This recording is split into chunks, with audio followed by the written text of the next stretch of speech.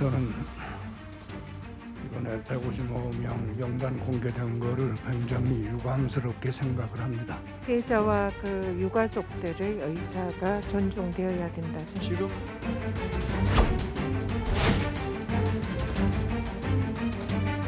유족들 다수가 명단 공개를 원치 않는다는 사실, 또 그것이 법에 위반된다는 사실을 뻔히 알면서도 이 매체들은 이런 폐륜적 행위를 했습니다.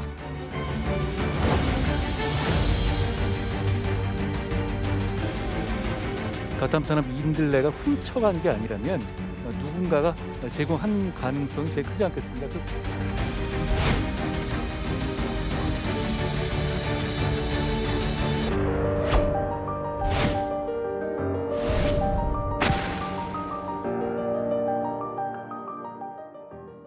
네, 야권 성향의 온라인 매체 민들레가 유족의 동의 없이 사실상 일방적으로 이태원 참사 희생자의 실명을 공개하면서 후폭풍이 일고 있죠. 일부 유족들의 항의에 익명 처리되는 이름이 늘고 있다고 합니다. 민들레는 유시민 노무현 재단 전 이사장이 참여해서 만든 신생 매체로 알려져 있고, 더탐사는 다들 많이 이제 유명해졌습니다. 청담동 술자리 의혹을 제기했던 유튜브 매체 협업해서 155명의 희생자의 실명을 거론해서 논란이 되고 있습니다. 그런데 민들레 쪽에서요, 논란이 일자 또 이런 입장을 밝혔습니다. 언론의 책무와 함께 내면으로부터의 의무감이 우리 자신에게 내린 명령이었다. 희생자들의 억울함을 풀기 위해 남은 이들이 해야 할 일을 찾는 노력을 그만둘 수 없다. 장희찬 이사장님 어떻습니까? 민들레는 뜻을 굽히지 않고 있는 것 같은데요. 전혀 반성의 기미가 보이지 않고 있죠. 사실상 민주당도 이재명 대표를 위시로 해서 지도부가 명단 공개에 강한 드라이브를 걸었었죠. 물론 유족 동의가 전제되는 명단 공개였습니다만, 그런데 이제 이 여론의 역풍이 불고 유족들이 반발하자 민주당도 이 민들레라는 매체의 이 일방적인 명단 공개에 대해서는 선을 긋고 있지 않습니까? 그런데 저렇게 끝까지 자신들은 옳았다라고 고집하는 것을 보면 고개를 끄덕이고 동의할 만한 국민이 몇 명이나 될지 참 의문스러운 부분이고요. 무엇보다 여러 매체에서 지금 경쟁적으로 원치 않는데 이름이 공개된 이 피해자들의 가족, 유족들의 인터뷰를 지금 싣고 있습니다.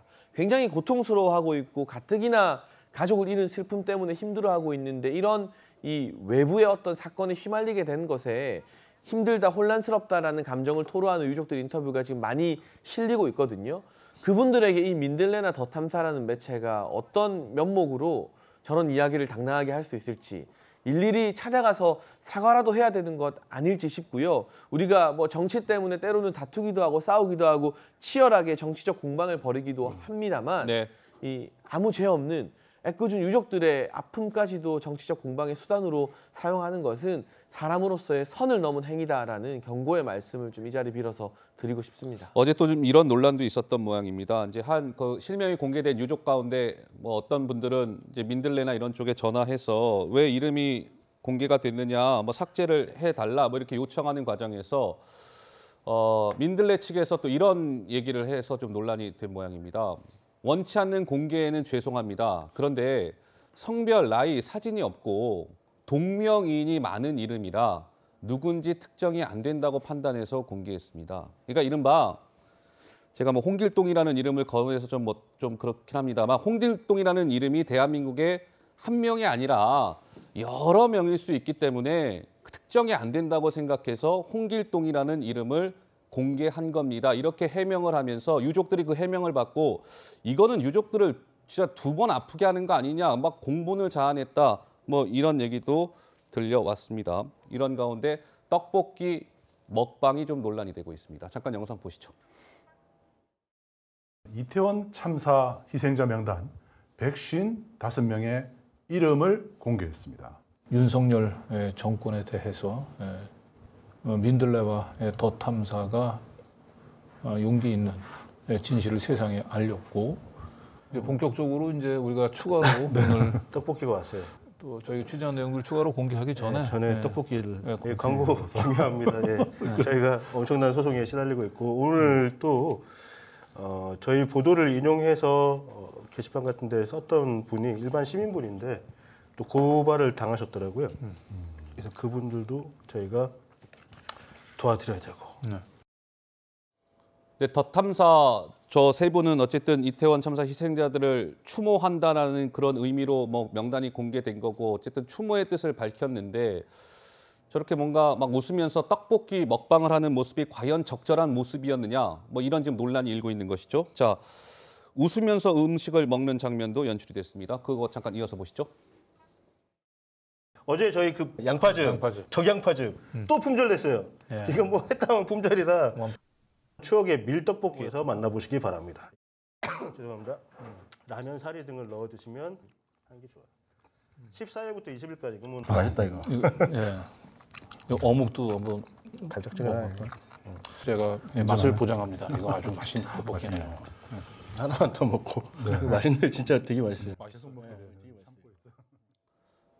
저분들이 방송하는 저 뒤에는 뭐 천주교 정의구현사재단의 추모 미사가 있는데 뭔가 저렇게 떡볶이를 먹는 장면이 송범부 원장님 썩 이렇게 자연스러워 보이진 않네요. 어떻습니까? 자연스러운 정도가 아니고 저것은 도저히 있을 수 없는 일이죠. 왜 그러냐면 지금 저 뒤에 장면이 정의구현사재단에서 거제 강화문에서 이 155명 희생자의 이름을 하나하나 부르는 장면이에요.